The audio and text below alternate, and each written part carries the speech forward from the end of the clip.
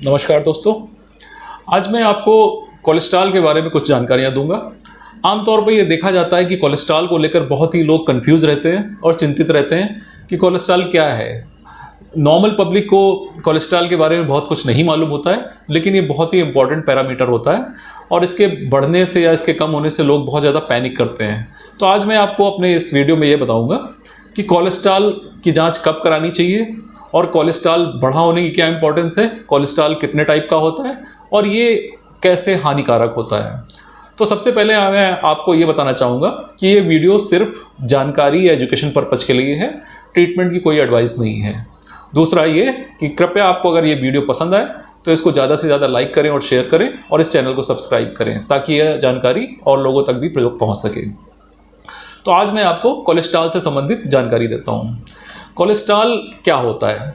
Cholesterol एक तरह का फैट होता है, लिपिड होता है, जो कि हमारे शरीर की सेल्स के लिए ज़रूरी होता है। हाई कोलेस्ट्रॉल अगर शरीर में होता है तो ये हानिकारक होता है।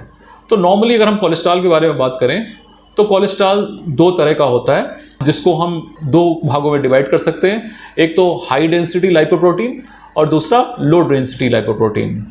तो जो भी हम खाना खाते हैं, हर खाने में फैट होता है या वसा होता है।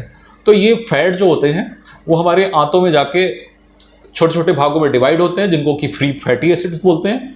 ये फ्री फैटी एसिड हमारी आंतों के द्वारा ब्लड में एब्जॉर्ब होते हैं, वहाँ से लीवर में जाते हैं और लीवर में जाने के बाद कोलेस्ट्रॉल का मेटाबॉलिज्म होता है। तो कोलेस्ट्रॉल हमारी बॉडी के लिए बहुत इंपॉर्टेंट है, लेकिन अगर इसकी एक्सेस हो जाती है, बहुत ज़्यादा अमाउंट में अगर ये हो जाता है लेवल में, तो ये नुकसानदायक होता है। लीवर एक महत्वपूर्ण ऑर्गन है हमारे शरीर का, जो कि कोलेस्ट्रॉल को कंट्रोल करता है या नियंत्रित करता है। तो जो भी खाना हम खाते हैं उसका फैट जो हमारी बॉडी में ब्लड में एब्जॉर्ब होता है वो लीवर के द्वारा मेटाबोलाइज होता है। अब ये जो फैट होता है जिसको कि हम कोलेस्ट्रॉल बोलते हैं, ये दो तरह का होता है, हाई डेंसिटी और लो डेंसिटी। जो हाई डेंसिटी, जिसको हम HDL भी बोलते हैं, हाई डेंसिटी लाइपोप्रोटीन, ये हमारे लिए गुड कोलेस्ट्रॉल होता है। दूसरा लो डेंसिटी लाइपोप्रोटीन। तो लो डेंसिटी लाइपोप्रोटीन भी दो तीन तरह के होते हैं, वेरी लो डेंसिटी लाइपोप्रोटीन और लो डेंसिटी लाइपोप्रोटीन। ये हमारे स्वास्थ्य के लिए हानिकारक होते हैं। नॉर्मली अगर देखा जाए तो टोटल कोलेस्ट्रॉल की मात्रा 200 मिलीग्राम पर DL से कम होनी चाहिए ब्लड में, लेकिन अगर ये इससे ज़्यादा बढ़ती है तो ये हानिकारक हो सकती है। हाई डेंसिटी लाइपोप्रोटीन हमारे शरीर में ज़्यादा चाहिए होती है, इसकी नॉर्मल मात्रा 45 मिलीग्राम पर DL से ज़्यादा होनी चाहिए। अगर ये 45 मिलीग्राम पर DL से कम है तो इसके दुष्प्रभाव होते हैं। दूसरा जो लो डेंसिटी लाइपोप्रोटीन है, इसकी भी एक लिमिट होती है। नॉर्मली ये 100 मिलीग्राम पर DL से कम होना चाहिए, लेकिन इसकी मात्रा अगर इससे ज़्यादा बढ़ती है, अगर 130 मिलीग्राम पर DL है तो ये बॉर्डर लाइन होता है, और 160 मिलीग्राम 160 मिलीग्राम पर DL से ज़्यादा हो जाता है तो ये हमारे लिए बहुत ही ज़्यादा हानिकारक होता है। कैसे हानिकारक होता है?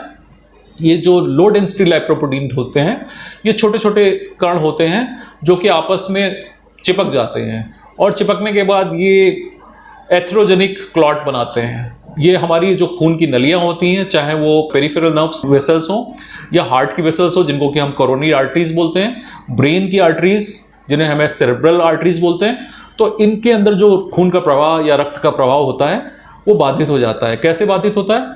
ये जो हाई कोलेस्ट्रॉल लेवल होता है, इसकी वजह से हमारे ब्लड वेसल्स में एथेरोस्क्लेरोसिस नामक थ्रोम्बस बन जाता है, और ये थ्रोम्बस क्या करता है कि हमारी वेसल्स के अंदर जो ब्लड बहता है उसके फ्लो को कम कर देता है, क्योंकि ये इसकी वॉल में लाइपोप्रोटीन जमा हो जाता है। उसकी वजह से जो उसका ल्यूमेन का साइज होता है वो बहुत कम हो जाता है। अब साइज कम होने से जो प्रॉपर खून का प्रवाह होना चाहिए हार्ट में, लंग में और ब्रेन में, ये नहीं हो पाता है, तो इसकी वजह से ये अंग कमज़ोर हो जाते हैं। कभी कभी ये जो एथेरोस्क्लेरोटिक प्लाक होता है या थ्रोम्बस होता है, ये अपने स्थान से निकल जाता है और डिस्टल आर्टरी, जो मतलब बहुत ही ज़्यादा किनारे होती है, जो खून की सप्लाई करती है हार्ट को या ब्रेन को, वहाँ जाके थ्रोम्बस जमा हो जाता है और ये हार्ट अटैक करता है या फिर ब्रेन में स्ट्रोक करता है। तो इसीलिए कोलेस्ट्रॉल की एक निश्चित मात्रा होनी चाहिए, उससे ज़्यादा है तो हानिकारक है, और कम होने पे भी, अगर बहुत कम है गुड कोलेस्ट्रॉल, तो भी हानिकारक है। LDL जो होता है वो बेसिकली बैड कोलेस्ट्रॉल होता है और जो एचडीएल होता है वो गुड कोलेस्ट्रॉल होता है। तो जो एलडीएल होता है ये बहुत ही ज़्यादा एथेरोजेनिक होता है। एथेरोजेनिक मीन्स ये एथेरोस्क्लेरोसिस करता है, खून की नसों के अंदर ये जमा हो जाता है और बड़े बड़े क्लॉट बनाता है।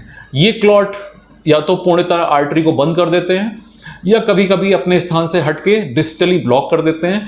अगर ये सडन ब्लॉकेज होता है तो हार्ट अटैक पड़ता है या स्ट्रोक पड़ता है। हार्ट अटैक के सिम्टम मैंने पिछले वीडियो में बताए थे। स्ट्रोक क्या होता है, अगर ये क्लॉट निकलकर ब्रेन की किसी आर्टरी में चला जाता है तो ब्रेन की ब्लड सप्लाई बाधित हो जाती है और पेशेंट को पैरालिसिस हो सकती है या सीजर हो सकते हैं या पेशेंट कोमा में जा सकता है।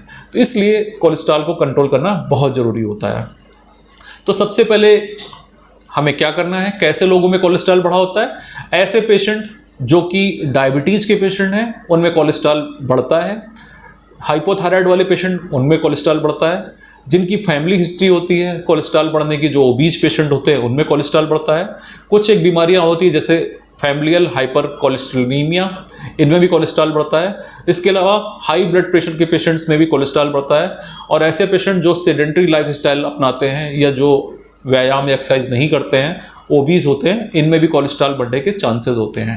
तो ऐसे लोगों को अपना कोलेस्ट्रॉल साल में एक बार जरूर चेक कराना चाहिए और अगर ये बढ़ा है तो डॉक्टर की सलाह जरूर लेनी चाहिए। इसके अलावा कोलेस्ट्रॉल को हम रेगुलर चेक कराएं और अगर एलडीएल 100 से ज़्यादा हो रहा है या 130 से ज़्यादा हो रहा है तो हमें उसकी दवा लेने की ज़रूरत पड़ती है। दवा कौन सी है ये डॉक्टर आपको एडवाइस करेंगे। क्या हम घरेलू उपाय अपना सकते हैं कोलेस्ट्रॉल को कम करने के? सबसे इम्पॉर्टेंट चीज़ है कि वसा या फैट युक्त भोजन का प्रयोग ना करें या कम से कम करें। लोग घरों में पूड़ियाँ और पराठे डेली खाते हैं नाश्ते में, उसको अवॉइड करना चाहिए ताकि हम फैट की मात्रा को नियंत्रित कर सकें। दूसरी चीज़ है कि रेगुलर एक्सरसाइज करें। कितनी एक्सरसाइज करें? कम से कम 30 मिनट डेली हमें एक्सरसाइज करनी है। और बेस्ट एक्सरसाइज है ब्रिस्क वॉकिंग, आधा घंटा वॉक करना है ताकि ये कोलेस्ट्रॉल को नियंत्रित रख सके। इसके अलावा हमें ग्रीन वेजिटेबल्स या फ्रूट्स का सेवन ज़्यादा करना है। शुगर का भी मात्रा को कम करनी है। कोल्ड ड्रिंक्स, आइसक्रीम जिनमें भी शुगर ज़्यादा होती है उनको कम लेना है क्योंकि ग्लूकोज भी आगे जाके फैट में कन्वर्ट होता है और ये फैट कोलेस्ट्रॉल को बढ़ाता है। तो ये कोलेस्ट्रॉल एक बहुत ही हानिकारक पदार्थ है जो कि हमारे ब्लड में बढ़ने पे स्ट्रोक कर सकता है या हार्ट अटैक कर सकता है। तो ये बहुत महत्वपूर्ण जानकारियां हैं। मैं आशा करता हूं कि आपको ये जानकारी बहुत अच्छी लगी होगी। धन्यवाद।